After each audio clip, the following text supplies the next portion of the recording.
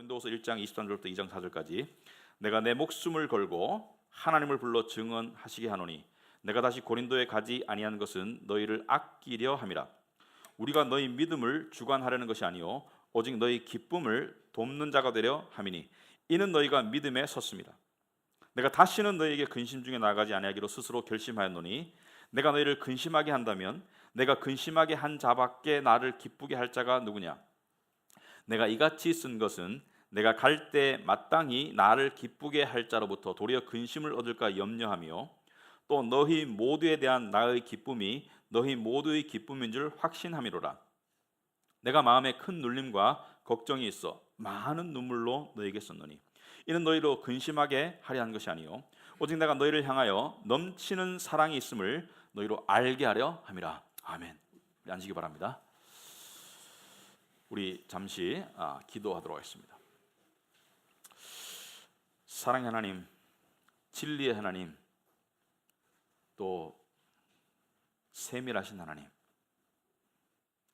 오늘 사도 바울의 서신을 통한 하나님의 음성을 통해서 우리는 하나님이 어떠한 목자이신지, 또 사도 바울은 어떠했는지, 우리는 그러한 목자를 두고 얼마나 복받은 존재들인지, 또 우리는 어떠해야 할지를 생각하고 또 도전받는 시간이 되게 하옵시고, 특별히 세상 사는 동안에 아까 우리 주영 형제 기도했던 것처럼 많은 다른 것들을 추구하고 의지하는 그런 갈망 속에 살았다면 오늘 예배를 통해서 다시 한번 우리의 마음이 갈 자리로 갈 수 있도록 하옵소서.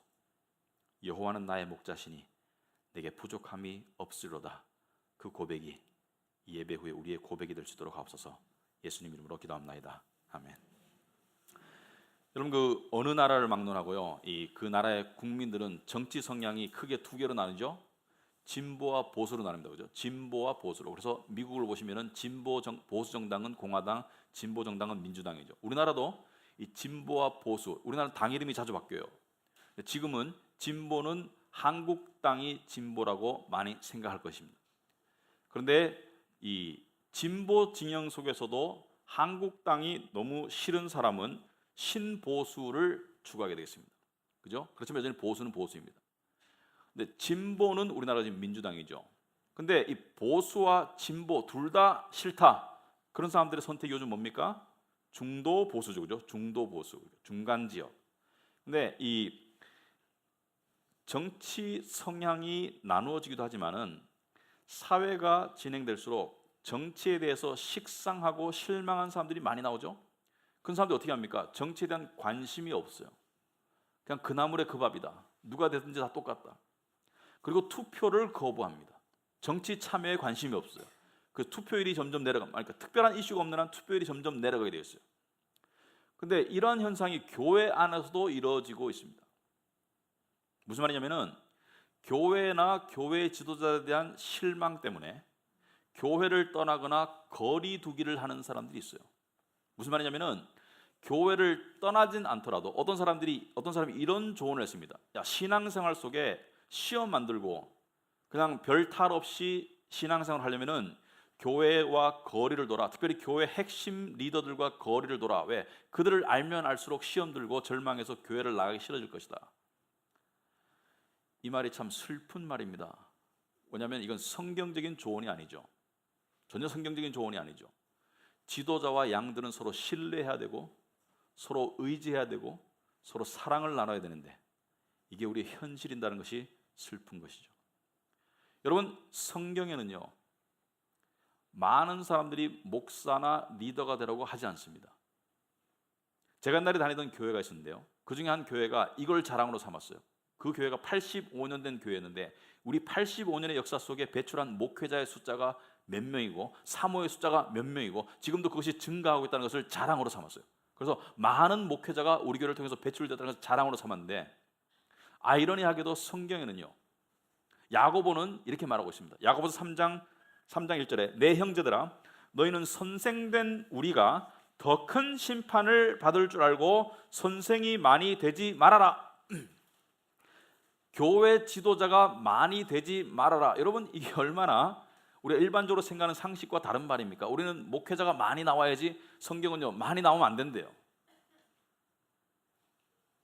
그래서 어느 교회에 이런 일이 있었습니다. 그 교회 성도 중에 신학교를 가겠다고 목사님을 찾아가면, 목사님, 제가 하나님의 부르심이 있는 것 같아서 신학교를 가겠습니다. 목사님이 이렇게 얘기해요. 글쎄, 정말로 부를런지 다시 한번 생각해 보게. 되도록이면 안 가는 게 좋겠네. 옆에서 이걸 듣던 이 성도가 목사님에게 나중에 물었어요. 목사님, 신학교를 가겠다는데 격려는 못 해줄 망정, 축복 기도는 못 해줄 망정, 왜 그 사람이 낙심하도록 그렇게 말씀하십니까? 목사님이 말씀하시기를, 나는 이 수많은 신학생들을 하나님이 다 불렀다고 생각하지 않는다. 그런데 이 친구가 정말로 하나님이 부른 친구라면은 내가 아무리 말리고 낙심시켜도 가게 될 것이다. 왜? 하나님의 뜻이 이루어질 거기 때문에. 그래서 나는 섣부른 격려를 하고 싶지 않다라고 이야기했습니다. 자, 오늘 본문은 지난주에 이어서 교회 지도자에 관한 내용이라고 저는 봐집니다. 세 가지를 살펴보겠습니다. 첫째는 지도자가 양들을 향해서 가져야 할 마음은 무엇인가. 여기서 말하는 지도자는 꼭 사역자, 목사, 집사, 장로, 또 케어그룹, 우리 교회 같은 케어그룹 리더들, 지도자가 양들을 향해서 가져야 할 마음은 어떤 마음인가? 두 번째, 지도자가 양들을 향해서 가져야 될 소망은 무엇인가? 지도자는 어떤 바람을 가지고 양들을 대해야 되나? 그리고 세 번째, 지도자가 바로 서려면 어떻게 해야 되는 것인가? 그래서 첫 번째, 지도자가 양들을 향해서 가져야 할 마음은 무엇인가? 여러분, 제가 누차 강조하지만 성경 말씀을 제대로 이해하려면 그 말씀의 의미를 이해하고 그 깊이를 알려고 하면 뭘 알아야 된다고 그랬죠? 항상 상황, 문맥을 알아야 된다. 이 말씀이 쓰여진 상황과 그 글의 문맥을 알아야지 그 말씀을 제대로 이해할 수 있겠죠. 앞뒤 다 자르고 그 말씀이 쓰여진 상황을 모르면 이해 못하죠. 여러분, 연애 편지를 주고받는 연인이 있을 때 그 연인의 관계의 상황을 알아야지 그 편지를 이해할 수 있지 않습니까? 제3자가 봤을 때 이런 내용이 왜 들어갔을까? 그 상황을 알아야 되지 않습니까? 마찬가지로 오늘 내용을 이해하기 위해서는 상황을 알아야 돼요. 그래서 제가 필요한 만큼만 전달하겠습니다. 한꺼번에 다 전달하면 복잡하니까 설교에 필요한 만큼만 전달하자면, 고린도는 이탈리아 남쪽에 로마와 아테네 이탈리아 남쪽에 아테네와 스파르타 사이에 있던 중요 도시. 아테네와 스파르타 사이에는 중간지점에 있는 중요 도시인데 상업 도시고, 그리고 일반적으로 문제가 많은 우상 숭배의 도시였습니다. 그런데 이 고린도 교회를 사도 바울이 방문했었을 때 또는 들었을 때 상황이 아주 안 좋았어요. 여러분, 고린도 전서를 읽으면은 고린도 교회는 마치 문제 백화점 같은 교회였어요. 어떤 문제가 있었느냐? 예를 들어서 수만 가지 문제가 있었지만 그 중에 파가 나뉘었어요. 교회 안에 파가 나뉘었어요. 지도자를 향해서 나는 누구를 따르는 파야, 나는 누구를 따르는 파야. 그래서 파가 나뉘어지고 분열이 있었고요. 그리고 성도들끼리 소송을 했습니다. 그래서 세상 법정에다 고소해가지고 성도들끼리 법률 소송을 했었고요. 심지어는 자기 아버지 아내, 자기 어머니는 아니겠지만 자기 아버지 아내를 취했다, 엄청난 불륜이 있었어요. 자기 아버지 아내를 취한 것도 불륜인데 얼마나 교회가 문제가 많았냐면 그러도 버젓이 교회를 다녔어요. 아무런 제재 없이, 아무런 회개 없이 교회를 다녔어요. 그래서 사도 바울은 이 교회를 향해서 고린도 전서에서 문제를 하나하나 지적하고 꾸짖었습니다. 당연하죠. 근데 꾸짖고 난 다음에, 여러분, 나무라고 난 다음에 마음이 아파서 사도 바울이 두 번째 편지를 씁니다. 이 편지 속에서는 구구절절히 고린도 교회 회개를 촉구하는 눈물의 편지를 썼어요. 그게 고린도 후서가 아니고 이 편지는 잃어버린 편지입니다. 고린도 전서와 후서사에 편지가 하나 더 있어요.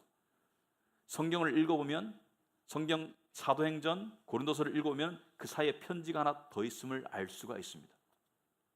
그리고 이 고린도 후서가 쓰여진 것이죠. 그런데 놀랍게도 이 고린도 전서와 후서사에 잃어버린 편지, 실종된 편지의 사도 바울의 호소를 통해서 고린도 교회에 많은 사람들이 회개를 합니다.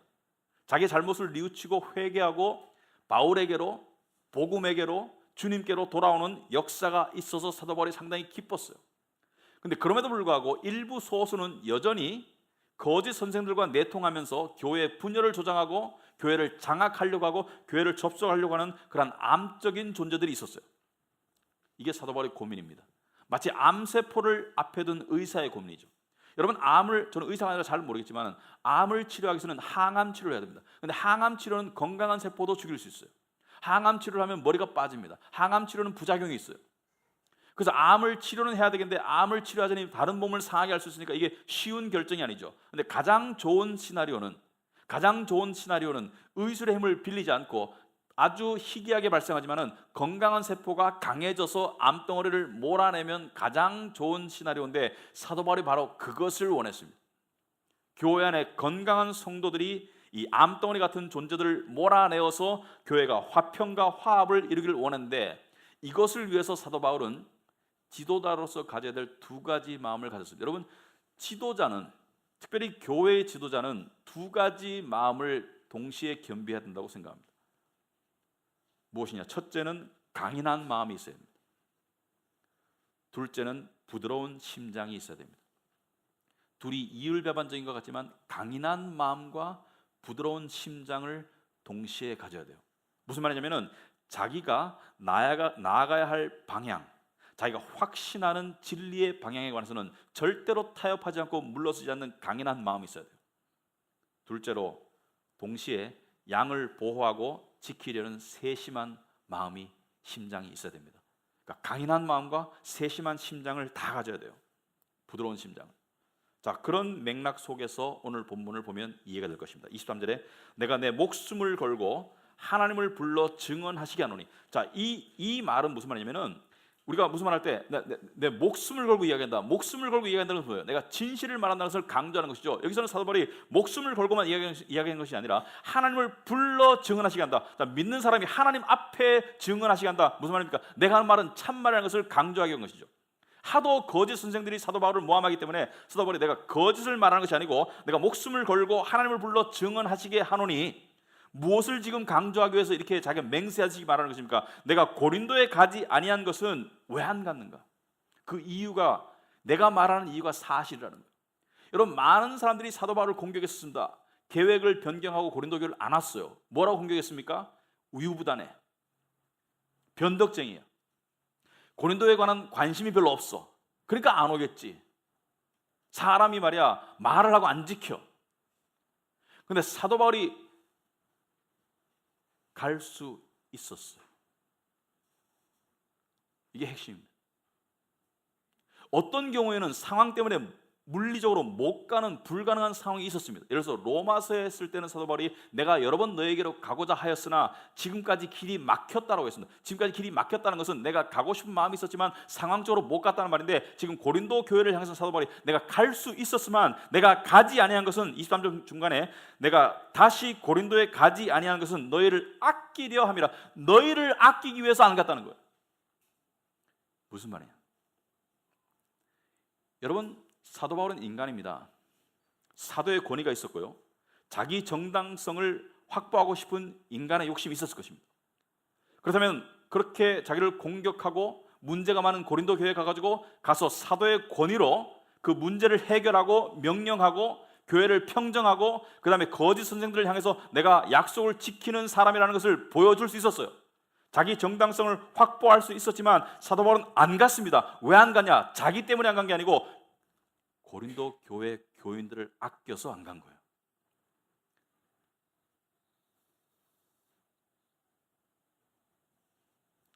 사도 바울은요, 그냥 가가지고 지금 이 문제는 성경적으로 이렇게, 이 문제는 성경적으로 이렇게, 이 문제는 내 말 듣고 이렇게, 이 문제는 내가 시키는 대로 하면은 문제가 해결될 것이라고 해서 문제를 빨리 고치고 빨리 교회를 바로잡을 수 있었는데 일부러 안 간 거예요. 그럼 문제를 고치기 싫어서 안 갔나? 문제가 별로 안 중요해서 안 갔나? 왜 안 갔나? 자기가 공격당하는 그 힘든 시간 속에서도 왜 참고 안 갔나? 이것을 이해하려면 사도 바울의 또 다른 서신을 이해를 해야 됩니다. 그게 빌레몬서입니다. 빌레몬서의 이야기를 여러분에게 대충 짧게 하자면은, 빌레몬서는 한 장으로 된 서신입니다. 사도 바울이 빌레몬이라는 사람에게 쓴 서신인데요, 제가 설명하면 여러분 이해할 거예요. 빌레몬은 골로새 지방에 사는 부유한 교인입니다. 노비들을 거느린, 노예를 거느린 부유한 교인이에요. 그래서 믿음이 좋았기 때문에, 빌레몬이 부자였기 때문에, 집이 컸기 때문에 빌레몬의 집에서 교회가 모였어요. 그러니까 영향력 있는 교인이었는데, 이 빌레몬이 아내도 믿음이 좋았고 아들 아키뽀도 믿음이 상당히 좋은, 믿음이 좋은 집이었어요. 그러니까 그 안에서 교회가 모일 수 있었겠죠. 그런데 이 빌레몬은 사도 바울의 복음 전파를 통해서 크리스찬이 됩니다. 사도 바울의 복음 전파를 통해서 구원을 받아요. 그러니까 생명의 은인입니다. 사도 바울이 자기 생명의 은인이에요. 근데 빌레몬에게 노예가 있었는데 그 중에 오네시모라는 노예가 있었어요. 근데 이 노예가 빌레몬의 집에서 귀한 물건을 훔쳐서 도망갑니다. 옛날에 로마에 추노 같은 직업이 있었어요. 추노. 도망간 노예를 추격해서 잡아내는 그런 직업이 있었습니다. 도망간 노예는 잡히면 둘 중에 하나가 처벌입니다. 죽든지 아니면 반신불구가 됩니다. 죽든지 아니면 다리 몽둥이를 자르든지 부르든지 하여튼 반신불구가 돼요. 그래서 그 당시의 법으로 보면 오네시모는 목숨을 건 탈출을 감행해서 오네시모가 어디로 갔습니까? 안전을 확보하기 위해서 로마의 감옥에 있던, 감옥에 있지만은 이 접견이 가능했던 바울을 찾아가요. 크리스찬이 아님에도 불구하고. 왜냐하면 바울에 대한 소문을 들었겠죠. 바울은 인자한 사람이야. 세상 사람들도 크리스찬을 신뢰할 때가 있지 않습니까? 그 사람은 좋은 사람이야. 그 사람 믿을 수 있는 사람이야. 아무튼 간에 바울에게로 가가지고 거기서 피난처를 발견합니다. 그리고 거기서 바울의 가르침을 통해서 회심하게 됩니다. 크리스찬이 돼요. 그게 빌레몬서의 내용입니다. 빌레몬서는 이 회심한 오네시모를 빌레몬에게 돌려보내면서 바울이 쓴 편지입니다. 여러분, 오네시모가 빌레몬에게 돌아간다는 것은 목숨을 건 돌아감이죠. 잘못하면 죽어요. 그런데 사도 바울은 그 편지의 내용을 보면은 이렇게 명령할 수가 있었습니다. 사실은 오네시모가 믿음을 갖게 되고 바울 옆에서 바울을 도왔기 때문에 사실은 자기에게 필요한 존재가 됐어요. 자기의 신복 같은 존재가 됐어요. 자기의 신복 같은 존재이기 때문에 빌레몬에게, 야 빌레몬아, 너 무슨 일 있는지 아니? 너한테서 도망간 오네시모가 나한테 왔더라. 그래서 내가 복음을 전했더니 하나님의 역사에 의해 가지고 얘가 회심했어. 그리고 지금 나를 도와서 열심히 신복으로 섬기고 있는데, 야 얼마나 잘 됐냐. 너는 용서하고 나는 얘를 쓸게. 할 수 있습니까? 없습니까? 할 수 있어요. 빌레몬에게 이렇게 말하면 빌레몬이 순종했을 겁니다. 그런데 왜 돌려보냅니까? 그리고 빌레몬서에 보면은 사도 바울은 자기의 사도로서의 권위, 연장자로서의 권위, 심지어 자기를 비참하게 묘사하면서 내가 감옥에 갇혀서 병들어 있다. 빌레몬에게 호소합니다. 빌레몬아, 오네시모를 나를 생각하듯이 생각하고 제발 용서해다오. 마치 담임 목사가 부목사한테 사정하듯이 오네시모를 다시 돌려보내느니 용서해다오. 나는 네가 용서할 뿐만 아니라 더 할 것을 믿는다. 그래서 역사의 구전에 의하면 빌레몬은 오네시모를 용서합니다. 그리고 오네시모는 나중에 골로새 주교가 됩니다. 하나님께 크게 쓰임받아요. 용서했을 뿐만 아니라 자유인으로 만들어줍니다. 여러분, 이게 왜 그렇게 했겠습니까? 그 빌레몬서의 사도 바울이 쓴 구구절절한 내용이 빌레몬서 1장 8절입니다. 이러므로 내가 그리스도 안에서 아주 담대하게라는 것은 자신감을 가지고 네게 마땅한 일로 명령할 수 있으나 내가 명령하면 네가 들을 것이지만 도리어 사랑으로서 간구하노라. 사랑을 위해서 간구하노라. 무슨 말입니까? 사도 바울은 빌레몬을 향한 사도 바울의 마음이나 고린도 교회를 향한 사도 바울의 마음이나 똑같아요. 명령했으면 들었을 것이지만 사도 바울은 이들이 자생적인 사랑을, 그 열매를 만들어내기를 원했어요. 그 안에 믿음이 있기 때문에, 그 안에 성령이 있기 때문에, 하나님의 복음의 진리가 있기 때문에 이들이 자생적으로 사랑의 열매를 기쁨으로 만들어내기를 원했어요. 만약에 빌레몬에게 사도 바울이 용서하라고 명령했으면 용서했겠지만 빌레몬에게 그 자생적인 사랑과 기쁨의 열매가 없었을 것이고, 그리고 그 은혜 베품, 용서할 뿐만 아니라 자유인으로 만들었던 그 은혜 베품이 없었을 수도 있어요. 마치 어느 집에 큰 아이가 또는 아이 중에 하나가 직장에 취직합니다.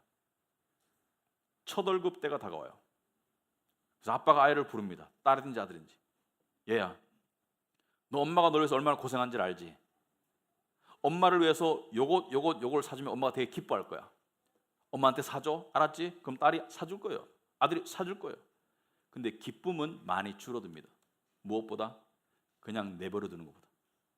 그 자식이 우러나오는 마음에서 엄마가 아빠가 뭘 좋아할까를 고민해 보다가 비밀스럽게 준비해서 그렇게 해서 전달했을 때 서로 놀라고 감격하는 기쁨이 훨씬 크겠죠. 여러분, 사도 바울은 양들을 바로 휘어잡을 수 있었어요. 바로 고칠 수 있었습니다. 하지만 사도 바울은 그렇게 하지 않았습니다. 왜? 24절에 우리는 너희 믿음을 주관하라는 것이 아니다. 우린 너희 믿음을 주관해서 군림하면서 내가 옳다고 생각하는 대로, 성경대로 생각하는 대로 이렇게 해라, 저렇게 하지 말아라, 그렇게 하려는 것이 아니라 오직 너희 기쁨을 돕는 자가 되려 합니다. 무슨 말입니까? 너희가 자생적으로, 자발적으로 기쁨의 열매를 맺기를 원한다. 그래서 기다려주는 목회자가 되었습니다. 기도하면서 기다려주는 목회자가 됐어요. 왜? 너희가 믿음에 섰습니다. 여기서 말하는 것은 너희가 믿음에 섰다는 것은 고린도 교회 교인들이 믿음이 좋다는 말이 아닙니다. 너희 안에 믿음이 있기 때문에 너희가 섰다는 거예요. 그 믿음은 그들이 만들어낸 믿음이 아니에요. 그 믿음은 하나님이 주신 거예요. 성령께서 진리의 말씀을 통해 주신 믿음이 너희 안에 있기 때문에 너희 안에는 성령의 열매를, 회개의 열매를 이룰 수 있는 충분한 잠재력이 있다는 거예요. 여러분, 많은 교회 지도자들이 이걸 자랑합니다. 지도자들끼리 모이면 우리 교회는 내가 시키는 대로 해. 우리 교회는 내가 말하면 아멘하고 다 순종해. 목회는 그렇게 해야 되는 거야. 저는 한쪽 귀로 듣고 한쪽 귀로 흘립니다. 그런 교회들이 걸어놓은 플랜카드가 이런 플랜카드예요. 믿음으로 아멘하는 교회. 보신 적 있죠? 믿음으로 아멘하는 교회. 그게 하나님의 진리만을 향한다면 좋겠지만 그게 얼마나 위험한 발상인지 모릅니다. 왜냐하면 성경이 강조하는 화합과 하나됨은 한 지도자의 어떤 강한 개성에 의한, 강한 의견과 주장과 비전에 의한 획일적인 통일이 아닙니다. 전체주의적 획일성이 아니에요. 여러분, 전체주의적 획일성은 공산주의를 못 따라갑니다. 여러분, 북한의 카드 섹션 보면 소름이 확 돋죠. 어린아이들 어떻게 저렇게 할 수가 있어? 전체주의적 획일성에서는 지도자는 흡족할 수 있겠지만 구성원들은 질식하는 거예요. 교회 하나됨은 전체주의적 획일성이 아닙니다. 교회 하나됨은 무엇입니까? 하나님이 각자에게 주신 개성 속에서 하나님께서 역사하심을 통해서 교인들이 자생적으로, 자발적으로 성숙해서 모이는 모임이 하나됨을 하나님이 원하시는 거예요. 그때 진정한 사랑과 기쁨이 있는 거예요. 사도 바울은 지금 고린도 교회가 문제가 많아요. 부족한 것이 많습니다. 당장에 고칠 수 있어요. 당장에 가서 사도의 권위를 고칠 수 있고 자기의 권위를 세우고 자기의 체면을 살릴 수 있지만 그렇게 하지 않았습니다. 왜? 그들 가운데 있는 신앙적인 잠재력이 꽃피기를 기다리고 있었기 때문에.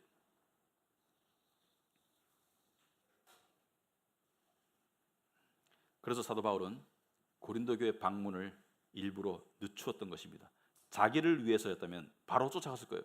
하지만 교인들을 생각했기 때문에, 교인들의 성장과 기쁨이 중요했기 때문에 사도 바울은 바로 안 쫓아갔습니다. 여러분, 우리는 이러한 지도자들이 필요합니다. 교회의 규모와 건물을 키우는 것이 가장 큰 소망인 지도자가 위험한 지도자입니다. 자기의 위치와 영광을 추구하는 것이 가장 큰 소망인 지도자가 되어서는 안 되겠습니다. 또는 자기가 이룬 왕국을 마치 왕위 계승하듯이 물려주는 것이 소망인 지도자는 더더욱 안 되겠습니다.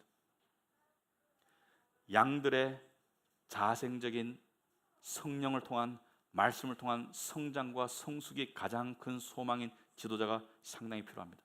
사도 바울은 그런 지도자였습니다. 그래서 사도 바울의 다음 구절들이 상당히 절절한 마음이 들어있어요. 2장 1절부터 3절까지 한번 읽어보겠습니다.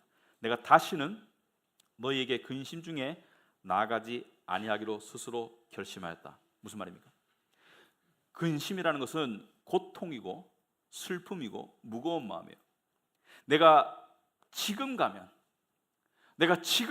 너희가 회개하지 않은 상태인 지금 가면 너희를 다시 나무라야 될 것이고, 그럴 때 나무라는 나의 마음이나 나무람을 당하는 너의 마음이나 그게 기쁘겠느냐, 근심스럽지 않겠느냐, 근심으로 다시 나가고 싶지 않다. 저번에 방문했을 때는 근심으로 나갔지만 이제는 근심으로 나가지 않고 너희가 회개의 열매가 있을 때 기쁨으로 나가고 싶다는 것을 호소하는 거예요. 여러분, 고린도 교회 여러분, 성도 여러분, 회개하기 바랍니다. 그 다음에 2절을 다 같이 한번 읽어보겠습니다. 같이 한번 읽어봅시다. 내가 너희를 근심하게 한다면 내가 근심하게 한 자밖에 나를 기쁘게 할 자가 누구냐? 여러분 이해했습니까? 내가 너희를 근심하게 한다면 내가 근심하게 한 자밖에 나를 기쁘게 할 자가 누구냐? 이해됐습니까? 예, 이해됐으면 오해한 겁니다. 자신 있게 말할 수 있습니다. 여러분, 이 목사들이요, 저 같은 사람이 좀 이게 쓸데없는 자존심 부릴 때가 있어요. 나는 주석 안 볼 거야. 내가 이걸 이해할 거야. 내가 이걸 이해하고야 말겠어. 제가 실패했거든요. 실패했어요. 세 가지를 알아야 됩니다. 첫째는 원어를 알아야 돼요. 히브리 원어, 헬라어 원어를 알아야 돼요. 두 번째는 이 사도 바울의 이 상태, 정황을 알아야 됩니다. 가장 중요하게는 사도 바울의 심장을 알아야 됩니다. 사도 바울의 심장을 모르면 이해 못합니다. 이거 무슨 말인지. 이게 무슨 뜻이냐면요, 만일 내가 너희를 근심하게 했다면 그 근심당한 사람은 누구이겠습니까? 바로 잘못 가운데 있는 사람들이겠죠. 내가 너희를 근심하게 했다면 그 근심하게 한 자들이 나를 기쁘게 할 자들이다, 이런 뜻입니다. 무슨 뜻입니까? 내가 너희를 근심하게 한 이유는 근심이 목적이 아니라, 무거운 마음이 목적이 아니라 그것을 통해서 회개하고 다시 돌아오는 것이 목적이다. 그럴 때 내가 근심하게 한 그들이 나를 기쁘게 할 수 있는 잠재력이 있다는 것을 이야기하는 거예요. 이걸 바꿔서 이야기하면, 꾸지람을 받은 사람은 마음이 아프고 무겁습니다만은 그가 그 꾸지람을 통해서 회개하고 돌이킬 때 네가 나를 기쁘게 할 수 있을 거야. 너를 통해서 나를 기쁘게 할 수 있을 거야. 무슨 말입니까? 엄청난 잠재력을 심어주는 거예요. 사도 바울은요, 사랑의 사도였습니다. 고린도전서 13장 7절에 사랑은 모든 것을 참으며 모든 것을 믿으며 모든 것을 바라며 모든 것을 견뎌준 사람이에요. 속성으로 가서 빨리빨리 해치우는 것이 아니라 내가 인내하고 내가 근심 가운데 참고 있을게. 그렇지만 내가 너를 근심케 했다면 네가 나를 기쁘게 할 수 있다. 이제 회개를 향한 격려이고 믿어줌이죠. 모든 것을 참아주는 것이죠. 사도 바울의 이 부드럽고 사랑 넘치는 교인들을 향한 심장을 느낄 수 있겠죠. 그 다음에 3절을, 2절을 이해하면 3절은 그냥 넘어갑니다. 내가 이같이 쓴 것은 내가 갈 때 마땅히 나를 기쁘게 할 자로부터 도리어 근심을 얻을까 염려합니다. 무슨 말입니까? 내가 다음번에 갈 때, 내가 시간이 숙성되어서 갈 때 나를 기쁘게 할, 내가 근심케 하였지만 나를 기쁘게 할 사람들이 혹시 회개 안에서 나를 다시 근심케 할까 봐 나는 두렵고 염려스럽다는 것을 이야기합니다. 무슨 말입니까? 회개를 촉구하는 것이죠. 그 기쁨을 위해서, 그들에게 회개할 시간과 기회를 주기 위해서, 그들에게 회개의 열매가 있게 하기 위해서 사도 바울은 자기 체면이 깎임에도 불구하고 자기 권위가 땅에 떨어짐에도 불구하고 자기가 오해받음에도 불구하고 안 간 거예요. 사도 바울은 철저하게 이타적이었어요. 이기적인 마음이었으면 쫓아갔습니다. 자기의 권위를 내세우는 지도자였으면 쫓아갔어요. 근데 안 간 거예요. 왜? 양들을 위해서 안 간 거예요. 빌레몬에게 왜 오네시모를 보내면서 왜 사도로서 구원전한 아비로서, 왜 영적인 아비로서 왜 사정합니까? 당연히 명령하면 되지 왜 사정합니까? 사도 바울은 그들 안에 성령의 역사에 의한, 믿음에 의한 자생적인 자발적인 열매를 원한 거예요. 여러분이 잘못해도 하나님은 여러분을 정죄하지 않습니다. 하나님 여러분을 때릴 때가 있어요. 하지만 하나님 여러분을 정죄한다는 것은 저주하지 않습니다. 왜? 그리스도 예수 안에 있기 때문에. 하지만 하나님이 여러분을 향한 마음이 이것입니다. 돌아와. 탕자가 돌아왔을 때 하나님께서 그 아버지가, 하나님을 상징되는 아버지가 탕자를 쥐어받거나 나무라거나 왜 돌아왔니? 하지 않았습니다. 돌아와. 마치 네가 어디에 있든지, 네가 무슨 짓을 했든지 그게 하나님의 우리를 향한 마음이고 사도 바울이 고린도 교회를 향한 마음이었습니다. 그런데 사도 바울은요, 고린도 교회를 향해서 이렇게 표현합니다. 4절에 내가 마음에 큰 눌림과 걱정이 있다. 많은 눈물로 너에게 썼다. 내가 마음에 큰 눌림과 걱정이 있는데 이는 너희로 근심하게 하려 한 것이 아니오 오직 내가 너희를 향하여 넘치는 사랑이 있음을 너희로 알게 하람이라. 앞뒤를 종합하면 내가 너희를 향한 넘치는 사랑 때문에 내가 너희를 향해서 근심과 염려가 있다는 것을 이야기하고 있습니다. 여러분, 이 말을 얼핏 잘못 들으면 사도 바울이 이율배반적인 것 같아요. 왜냐하면 사도 바울은 빌립보서 4장 6절에서 우리가 좋아하는 말씀이죠. 분명히 이렇게 말했습니다. 아무것도 염려하지 말아라. 아무것도 염려하지 말고 범사에 기뻐하라. 항상 기뻐하라. 아무것도 염려하지 말아라. 아무것도 염려하지 마라고 한 사람이 자기 말도 못 지키네. 너희를 향해서 큰 눌림과 걱정이 있다라고 말하고 있고요. 또 더 나아가서 고린도후서 11장 28절 보면 사도 바울은 이렇게 말하고 있습니다. 그 밖의 것은 제쳐놓고라도, 다른 고통과 어려움은 제쳐놓고라도 모든 교회를 염려하는, 고린도 교회뿐만 아니라 갈라디아, 골로새, 빌립보 모든 교회를 염려하는 염려가 날마다 내 마음을 누르고 있다고 이야기하고 있습니다. 무슨 말입니까? 나는 교회를 때문에 날마다 마음이 초조하고 무겁다는 것을 이야기하고 있습니다. 아니, 아무것도 염려하지 말라면서, 아무것도 염려하지 말고 모든 일에 기도와 간구로 하나님께 아뢰라면서, 감사하라면서, 왜 자기는 염려해? 이 뜻입니다. 아무것도 염려하지 말라는 것은 세상 염려를 말합니다.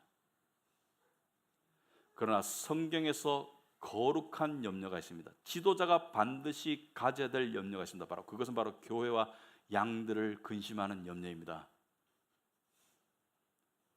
내 교회가 안 클까 봐, 건물 못 지을까 봐, 내 왕국을 못 이룰까 봐, 내 새끼한테 못 물려줄까 봐, 그게 아니라 교인들을 향한 염려가 있는 것이 진짜 목자입니다.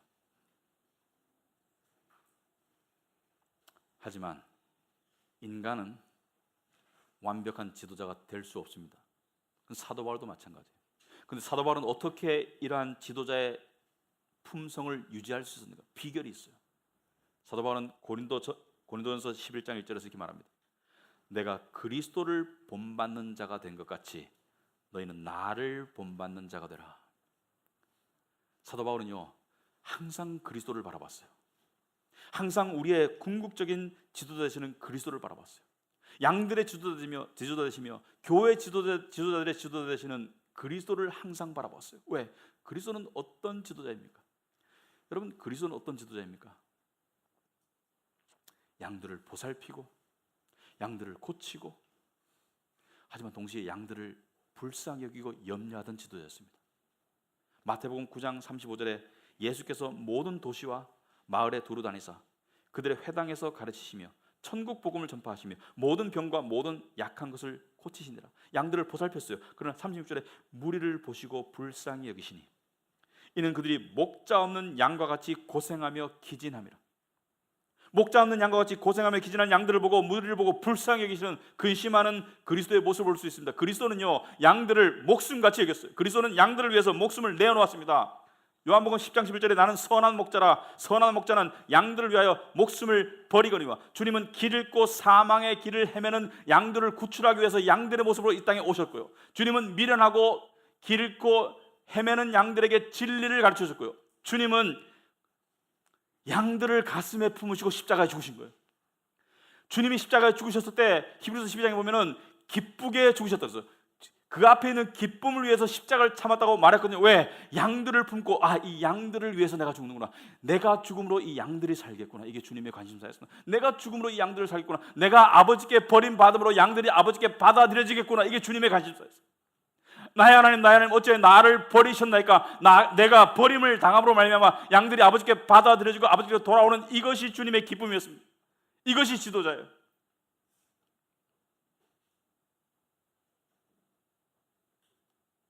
여러분, 저는요, 여러분의 지도자들을 아껴주기를 원합니다만, 여러분의 궁극적인 지도자는 예수 그리스도입니다. 여러분 여러분 한 주간 살면서 세상에 살면서 누구를 가장 신뢰하고 살고 있습니까? 직장에 올인하고 있습니까? 제가 하나 적나라한 얘기 해드릴까요? 여러분 직장을 사랑하지 않습니다. 직장에 집착하는 것이지. 일을 대충 하라는 것이 아니에요. 하나님 죽게 하듯이 열심히 하세요. 하지만 직장에 집착하고 있는 거예요. 여러분이 직장에서 원하는 거 이겁니다. 최대한 뽑아먹을 거야. 아닙니까? 여러분 직장을 향한 뭐 희생적인 최대한 뽑아먹고 싶죠. 최대한 대우 잘 받고 싶고. 그리고 더 좋은 직장이 있으면 갈아탈 거죠. 더 좋은 직장이 편하고 더 연봉 많이 주는데 그냥 다니지 않을 거죠. 그죠? 솔직히 직장도 여러분에서 똑같은 생각하고 있어요. 언제든지 효용 가치가 떨어지면 버릴 겁니다. 그때 파국을 맞이하지 않으려면 직장에 집착하지 마세요. 여러분의 건강이 여러분을 지키겠습니까? 운동 열심히 하시나요? 가는 세월 누가 막으리?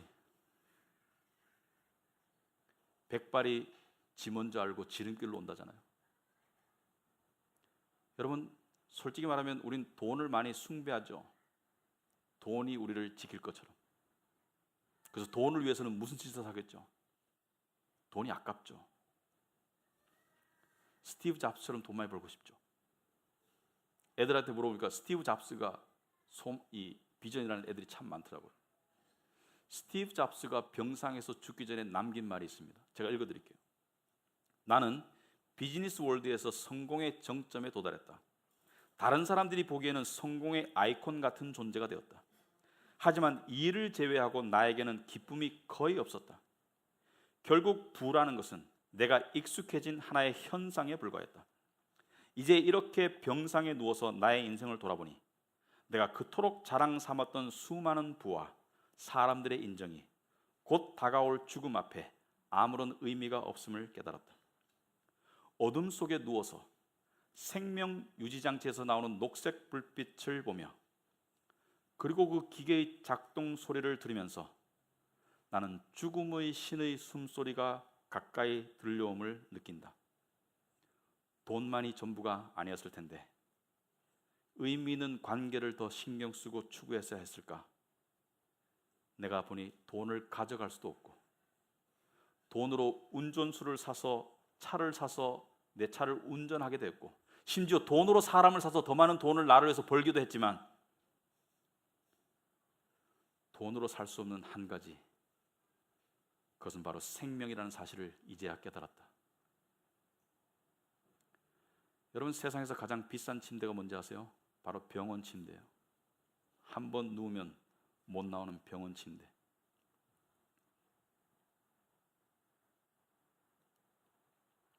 여러분 가족이 있어서 좋죠. 가족은 하나님의 선물입니다.